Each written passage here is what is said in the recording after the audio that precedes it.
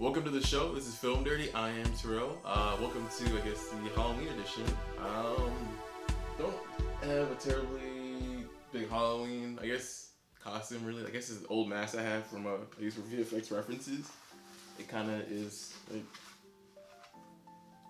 I think it's pretty creepy looking because there's like no real expression. So I guess, and also if you see there is, let me take off the mask so you can hear me better. A new setup. It don't really have the green screen. I forgot where the green screen kind of is, but I guess it kind of works. It's weird neon like white thing for now. It's quick and dirty. I don't know. We'll see. I'll keep playing around with new setups until I get something that like. But I guess it's the content that really matters. And seeing me, of course. So anywho, tonight's movie is Creep. It's on Netflix. It's kind of a slow burn found footage movie. If that's not your cup of tea, you're not gonna like it. But if if today or another day, whenever you're watching this, if you're looking for a horror movie that's probably a little something a little different, give it a shot. Who cares? Whatever. I mean, like you probably don't have anywhere to go, so just sit tight and watch this movie. Let me know what you think. All right, stick around.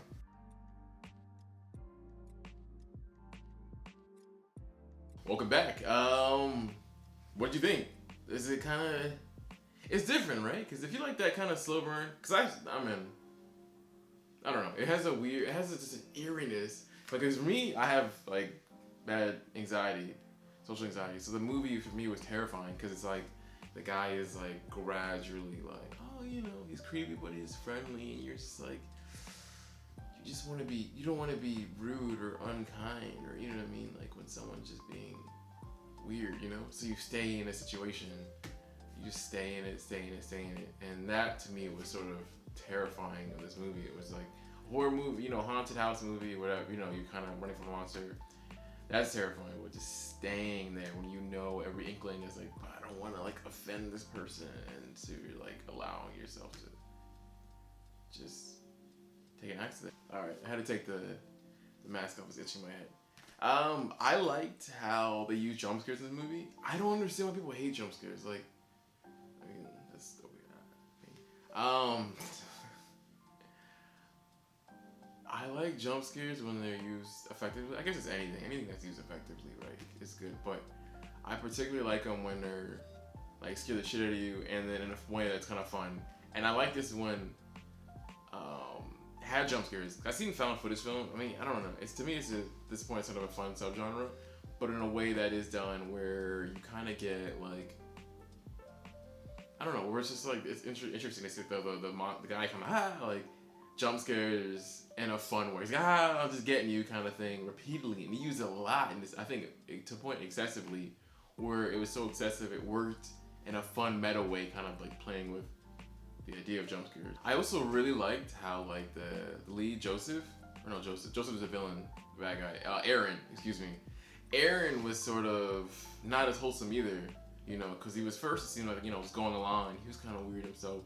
And the whole thing too with him like spiking the guy's drink. And also, I didn't know the whole pee your pants thing, that alarm thing. It's new to me, I don't know. So I don't know if it's funny, I don't know if it's incorrect, but I thought we maybe possibly made it up for the movie, so I went and looked it up, and there's actually real devices that do that. I don't know. Maybe everyone else out there knows that. I don't have kids, so I don't know. Maybe mostly parents, are kind of attaching alarms to their kids' like area. I don't know. But also there's a vibrate feature. But I think it's usually used for people that are sleeping, so not so much like you don't want a kid in the handlebars like piss his pants, and then all of a sudden the whole school laughs at him. Maybe you do. I don't know. Again, parenting is very foreign to me, so it was roughly about 2/3 of the way through the movie where he like leaves. You're thinking, okay, the him and Joseph would stand up. You see the body, think, well, that was cool, and then it's like you think the movie's over, or at least quit. Or I thought we were gonna stay with the villain, and then we go on to like, he's like, yeah, I lived through that, and you're like, what? And then the movie's still going on, and his life goes on, the day-to-day goes on, and he's kind of weirdly antagonizing. So it's almost, what I really enjoy is it's almost like the second film in it. So it's almost like a double thing where it's like, almost in a way a sequel in a way. In the same film. Not a sequel, but I guess not a sequel, but a part two. I guess it's just like saying things I like about the movie, but I'm just saying things that I think, not really like, but I shouldn't say that, but things that I think worked. And when I saw this movie, not so much whether or not it's good or bad, but it just gave me a lot to chew on for someone that's, you know, for me, for like someone not a crazy horror fan, but I just like, I guess, sort of interested things in that genre where you're just sort of like, because normally it's just like the monster, you run from the monster, or you run, or while you're running from the monster, it reveals things about yourself, and then you grow, and we either die or you grow richer for the experience. Made the choice to go back to the thing, which I freaking love that, because rather than just like, you know, he comes and he kills them, he goes up to his house and he's like, hey, if you want to, like, hey man, really know who I am, come out here and see. And he, you know, he shows him who he really is. I enjoy that. It sort of reminded me of like Gone Girl in a way, where it's like the villain, you escape the villain, you know what I mean, you're free from it, and then it lures you back.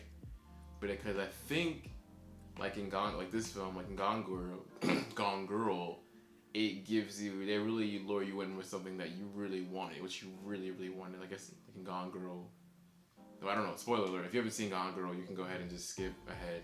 But it's been like, is it 2014? So it's been like 6 years. So if you haven't, just watch it. If you haven't seen it yet, just go ahead and like fast forward like a minute or so. But in the moment where the villain's giving you what you wanted, which I thought was really interesting. I mean, guess what you believe you wanted. And this one, this movie, I'm going like different movie theaters.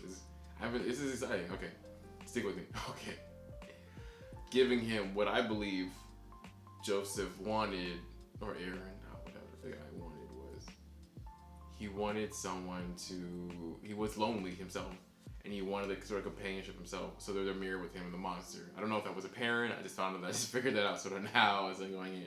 So he was giving him, he's like, oh, he's so lonely and sad, I'm gonna go help him. I'm like, you're pretty lonely and sad yourself, it seems. That murder scene, holy shit, like,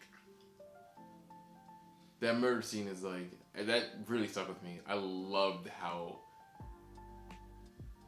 eerie and uncomfortable and bizarre it was, and almost sort of possession movie. It did really remind me a lot of Paranormal Activity, where you have just sort of that long shot in the quiet, and him just sort of like standing there and kind of waving, like you're just almost like he's possessed, and then it's like forever and it's beautiful and nothing moves, and you just wait.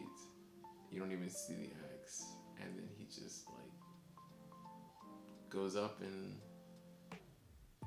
kills him in a way that you're hoping that he sort of like finds out. But that also reminds me of a certain other Fincher film.